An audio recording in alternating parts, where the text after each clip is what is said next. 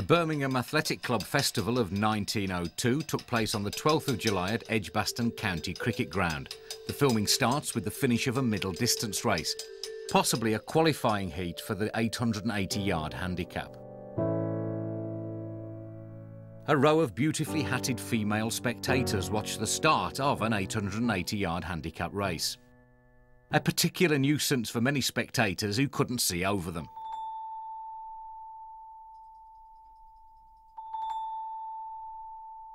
The race finally commences. The competitors were handicapped according to their known ability, with the slower runners in front of the fastest. None of the competitors in this race are running the full distance, which would be 2 complete laps. Their handicap relates to the fastest entrant. He would run from what was known as scratch, i.e. the full distance of the event. The first lap and finish of the race is filmed. The casual attitude of the winner makes it likely that this was a qualifying heat rather than the final.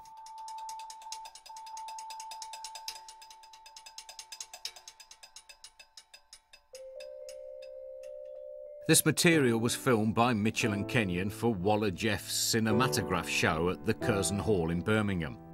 Both local and international guests are filmed, including the officials in the centre of the arena. And there's lots of crowd shots to ensure the shows were a success. The event took place the week after the Amateur Athletic Association Championships at Stamford Bridge, London, and so was able to attract 2 of the visiting American athletes from that event. The American, Arthur Duffy, wearing his Georgetown University sweatshirt, is featured again. Duffy had suffered a leg strain in the AAA Championships the previous week, and his left thigh is strapped. Here he is, warming up for the camera, waving and kind of bashfully blowing kisses before deciding all the publicity is just too much.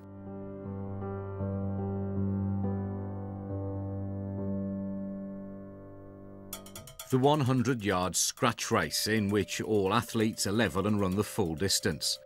Note how the lanes are stringed. This was commonplace in sprint races until the 1930s. In first place, Arthur Duffy, second from left. Second, Jimmy Treeman of the Polytechnic Harriers. Third, C.W. Fox of the Highgate Harriers. Duffy seems to have won the contest easily, despite his injury.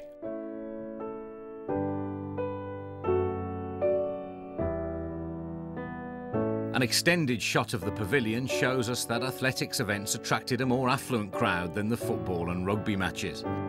It was as much a social occasion as a sporting one, with the latest fashions on display from the ladies and the straw boaters clearly outnumber the flat caps and bowlers worn by the men. Filming the audience was an important part of the event for the showman exhibitors, as many would later pay to see themselves. The crowd on show here reveal the Birmingham middle class at play. The umbrellas displayed are not to ward off the Edgbaston rain, but to deflect the sun's rays in order for the ladies to protect their pale Edwardian complexions.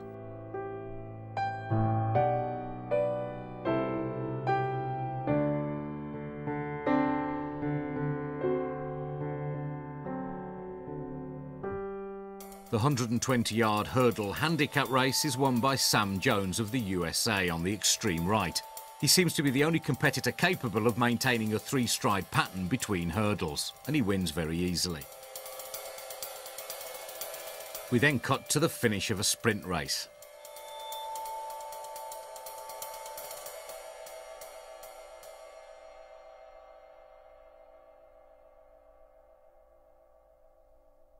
The band of the 1st Volunteer South Staffordshire Regiment. Waller Jeffs hired them to accompany the films later that evening in the Curzon Hall, where entrance ranged from 2 shillings to 6pence.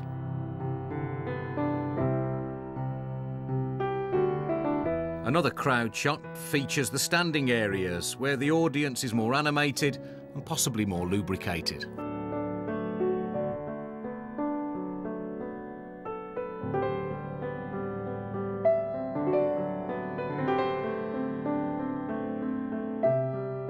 With the high jump apparatus in the background, the American Samuel Symington Jones is being persuaded to remove his dressing gown by fellow American Arthur Duffy, who's already changed into his civilian clothes. Jones's vest clearly displays the winged foot emblem of the New York Athletic Club. The other high jump competitor in evidence is likely to be Edward W. Gould, who finished second to Jones. A middle distance race, probably the 1 mile handicap, where the two athletes wearing hooped vests are likely to be T. Poole and C. Bullock, both of the local club's Small Heath Harriers, who finished first and second.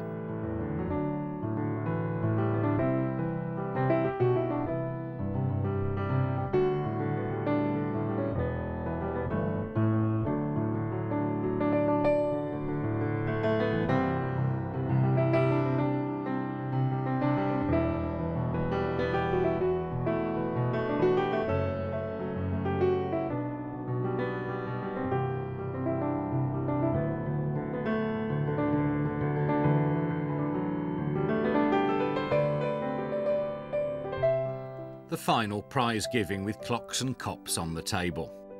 The Americans dominate. First up is Arthur Duffy, winner of the 100 yards.